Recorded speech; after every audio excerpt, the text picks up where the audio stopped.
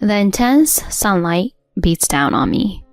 The sweat that had been gushing out earlier stopped and palpitations and nausea set in. It's unpleasant. Maybe I got heat stroke because I've been working outside for a long time. Perhaps it wasn't such a great idea to tackle balcony cleaning in the sweltering heat, even with my husband's support. It seems like it'll be over soon, but I can't even stand up anymore due to the nausea. I call out my husband's name from the balcony. At that moment, my consciousness faded and I collapsed. Simultaneously, my husband, who appeared, looks down at me and says, "If you're feeling that unwell, I'll take you to the hospital." Huh? Really? Yeah, I'll even bring the car out, so hop in quickly. Feeling as if I were about to throw up, I managed to get into my car. However, on the way home to the hospital, my husband suddenly dragged me out of the car. "I have an urgent matter. Go to the hospital by yourself." Huh? As my husband's car kept getting farther away, I found myself in a difficult situation, able to do nothing but pray. I don't want to be left here. Anyway, I need to hurry to the hospital. Right after that, my husband and I would face an unexpected turn of events. My name is Kelsey Miller. I'm 29 years old. I am an ordinary office worker working for a generic corporation. We only got married 2 years ago after my husband's pursuit. Our relationship evolved through work because my company had business dealings with his. We can understand and relate to each other well because our job responsibilities are similar. Because my company is larger in scale, overtime tends to be more frequent on my end. However, he understands the situation, especially during emergencies.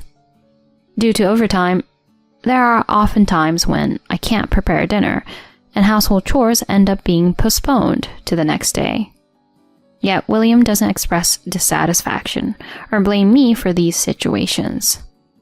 However, that doesn't mean he takes over household chores when I work overtime. It seems he's not inclined to do the chores himself, even though he doesn't blame me. During the first year of marriage, I didn't mind much, but as we passed the second year, I gradually began to feel dissatisfaction with my husband. When I came back home the other day after overtime, I found my husband lying around in the sofa watching TV. In the sink, the remains of cup noodles and side dishes he had eaten were left as they were. "Welcome back. Thanks for your hard work with overtime today." It's nice to hear words of appreciation, but that's not what I want. Exhausted both physically and mentally from consecutive overtime, I inadvertently expressed what was on my mind. "Hey, William, can't you clean up after yourself for the portions you ate?" "Huh? What's gotten into you? You've never said anything like that before." "I don't want to do housework when I come home tired after work. It's fine when I come back on time, but doing chores after overtime is a bit tough for me." "I'm not asking you to do it, am I? Do it the next day on your day off." Either way, I don't like the assumption that I have to do everything. Why should I be the only one burdened with household chores in our marriage? I can't help but get emotional, and tears well up. I thought he would understand by now. That's what I believed. But he sighed loudly and unleashed the unimaginable. "You say you're the only one, but it's normal for women to do household chores, right?" Huh? What are you saying? "My mom was the same way, you know. She always took care of the house." That's because your mother was a housewife, right? I'm a full-time employee just like you, William. "That doesn't matter. It's common sense for women to do household chores. Didn't you know that when you got married?" I didn't know that. I just loved being with you, William. That's why I wanted to live together. I tearfully pled with my husband, but he doesn't change his expression at all. Moreover, he wears an openly annoyed expression. "If you love me, shouldn't you be willing to put effort into household chores for my sake?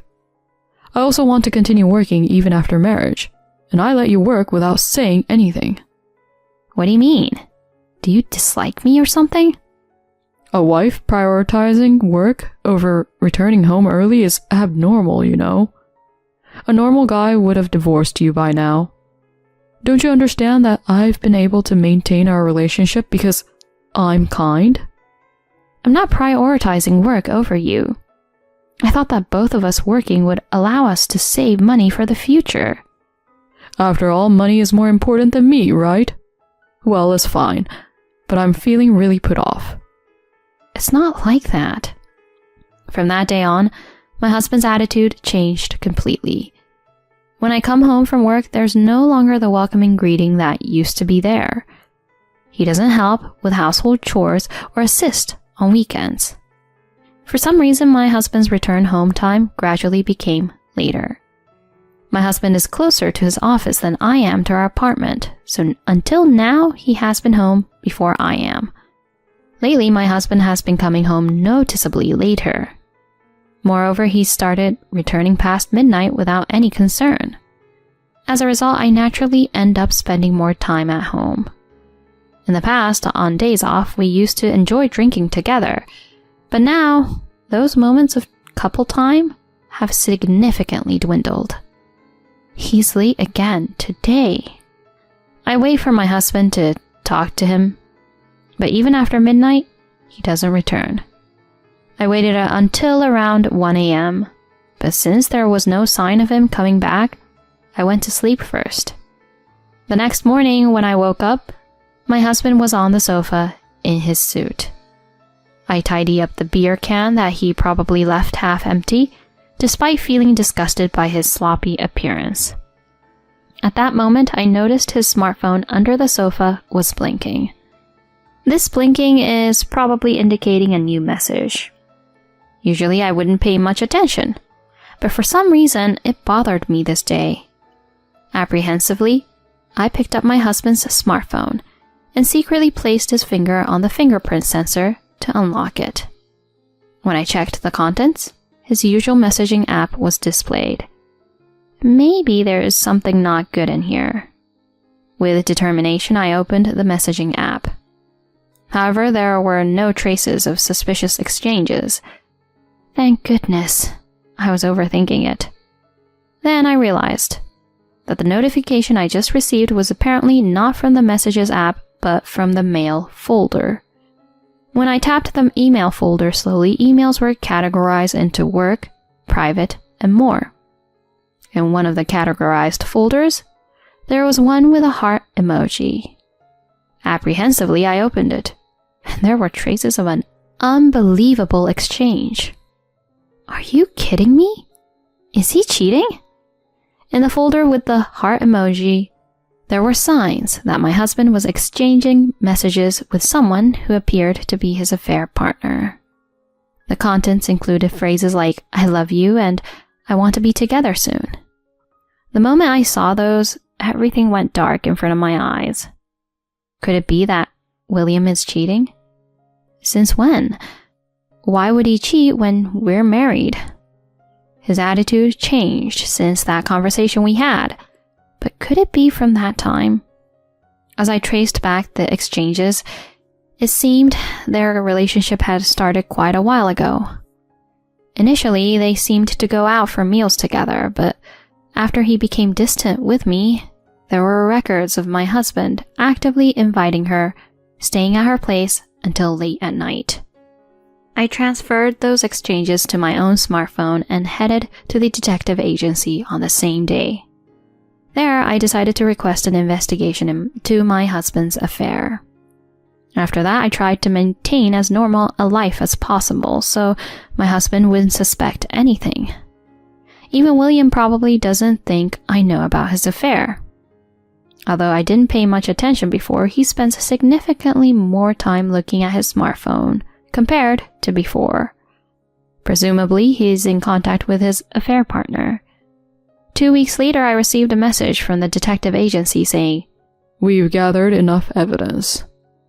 The photos presented by the investigator conclusively proved my husband's affair.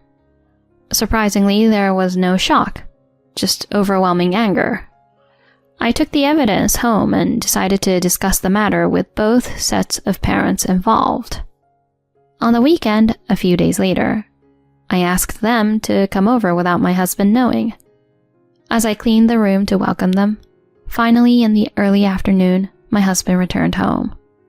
By the way, you haven't been taking care of the balcony lately, have you? Oh, yeah. I've been busy recently and I might have neglected the cleaning. Make sure to get it done. If the moms come and it's not in proper shape, I'll be embarrassed too.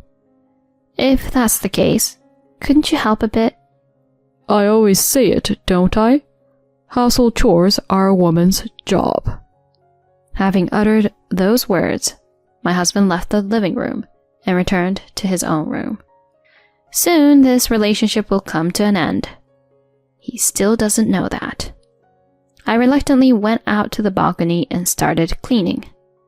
Unexpectedly, intense sunlight made my sweat stream down incessantly. I wanted to take more frequent breaks, but I couldn't stop because my husband checked on me periodically. To make matters worse, he told me, "Don't come inside until you're finished," and closed the balcony door. I had no choice but to continue working for about an hour. Meanwhile, my health was approaching its limits. The strong sunlight mercilessly beat down on me. The sweat that had been pouring a moment ago stopped, and dizziness and nausea welled up. It feels awful. Could it be heat stroke because I've been working outside for so long? It seems like I'm almost done, but the discomfort is so overwhelming that I can't even stand anymore. I called out my husband's name from the balcony. At that moment, my consciousness faded, and I collapsed. Simultaneously, my husband appeared, looking down at me and said, "What's wrong? You haven't finished yet." "No, it's not that. I feel nauseous. It might be heat stroke." Heat stroke? If you're feeling that unwell, I'll take you to the hospital, really. Really? Yeah, I'll get the car out, so hurry up and get in. I didn't expect my husband to say that, and I felt a little relieved. While feeling on the verge of vomiting, I somehow got into the car. After driving for about 5 minutes, the speed suddenly began to drop. Then my husband stopped the car, got out of the driver's seat, and abruptly pulled me out of the car. "Wait, William, what are you doing?" Urgent matters came up. Go to the hospital by yourself. Huh? Honestly, I don't care what happens to you. I'm going. Wait, please, William.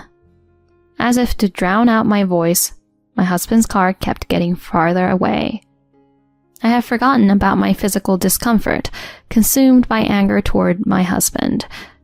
Leaving me stranded like this is unacceptable. After cheating on me, he treats me like this when I'm unwell. I will never forgive him. I will definitely get revenge. Slowly standing up, I began to walk, suppressing the nausea. It took me about an hour to reach the hospital on my own. However, my strength must have reached its limit. While completing the reception process, I collapsed. I was immediately admitted, and a few hours later, my father and mother rushed to the hospital. Geez, I was really surprised. Suddenly hospitalized with heat stroke. Comforting my almost teary mother, I apologized. "I'm sorry for causing you worry." I went on and told them everything. "Actually, William is cheating on me. I wanted you to come to the house to talk about this." "What? Cheating? William is?" "I had the detective agency investigate, and the evidence is in that bag." "Is this a joke? I found it strange that William didn't come to the hospital." On the way to the hospital, he forcibly dragged me out of the car, so I walked to the hospital on my own. "No way." My mother had a pained expression on the verge of tears. On the other hand, my father's face turned red with anger. "Kelsey, can I borrow these photos for a moment?" "Huh? Yeah, sure." "Thanks. I won't let that guy do as he pleases. Dad? While I didn't quite understand the meaning of his words, it was easy to imagine that my father was quite angry. He told me to rest and left the hospital with my mother. I informed my husband that I had been hospitalized and decided to focus on treatment for the time being. After receiving various treatments, I finally recovered a few days later.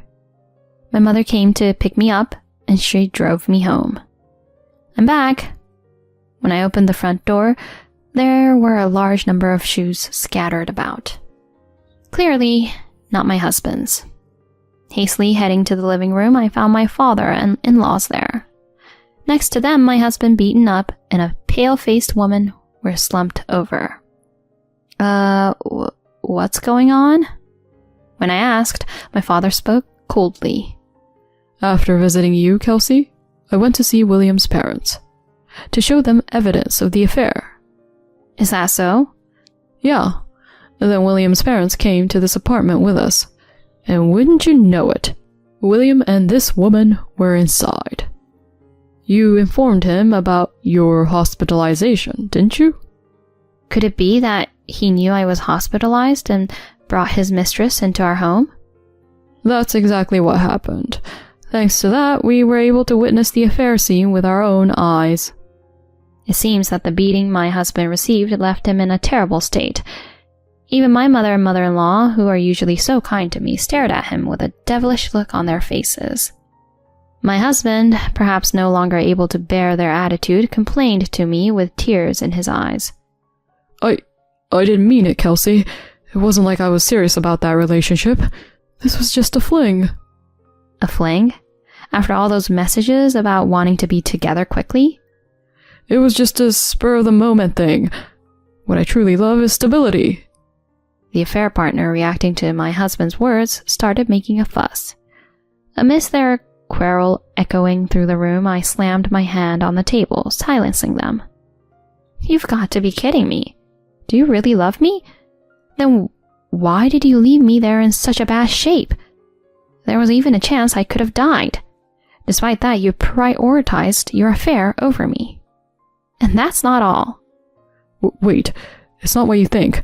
At that time, she told me to come quickly. Wasn't it just an excuse to visit her place? You intended to drop me off from the beginning. You expect me to believe the words of a scumbag like you now? Save your lies for someone who cares. I don't want scum like you interfering with my life anymore. Stay away from me at all costs. Oh no, wait a minute, Kelsey. Don't divorce me.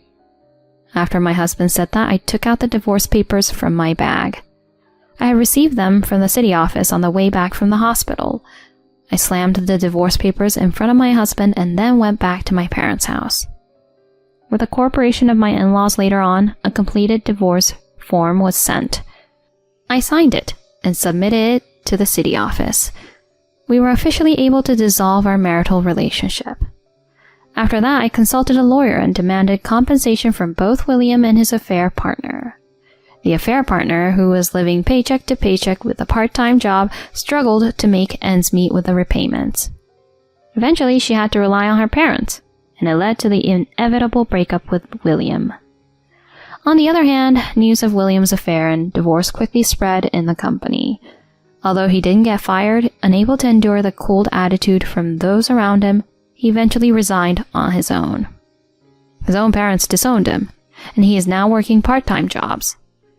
Unable to live in the apartment where we used to reside, he moved to a one-room apartment in a less affluent neighborhood. He seems to be looking for a new job, but finding one has been challenging, and he continues to lead a precarious lifestyle. A month has passed since then, and I left my parents' house to rent an apartment near my workplace. Now I find fulfillment in my daily life focusing on my job. Happiness isn't solely about being with someone you love.